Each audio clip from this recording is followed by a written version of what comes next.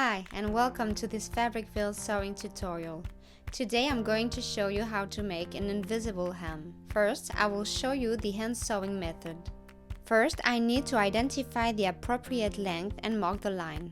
Then I will mark a line below that one according to the hem depth I want. Here I will do 2 cm. I will also mark a line above the first one at the same distance where the hem will be folded up to. Then I will cut away the fabric. To keep the fabric from fraying, I will serge the edge.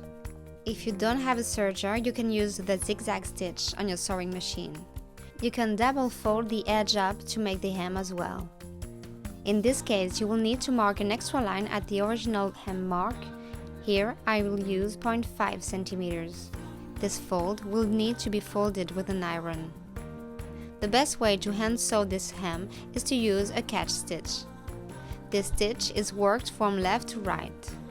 First, I stitch a few millimeters on the back side of the hem from right to left. Then I move to the right and catch only 1 or 2 threads of the garment.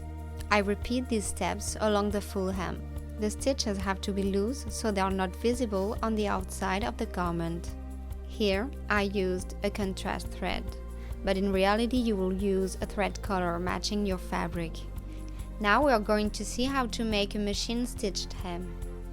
Most household sewing machines have this feature. After serging the raw edge and pressing the fold up, I'm going to fold the fabric this way. The straight stitches will be done on the back side of the hem and the tips of the zigzag stitch will catch the main garment. This machine stitch is not as blind as the hand sewing one, but with the right color thread, the result is very satisfying. I hope this Fabricville video tutorial helps you. Thanks for watching.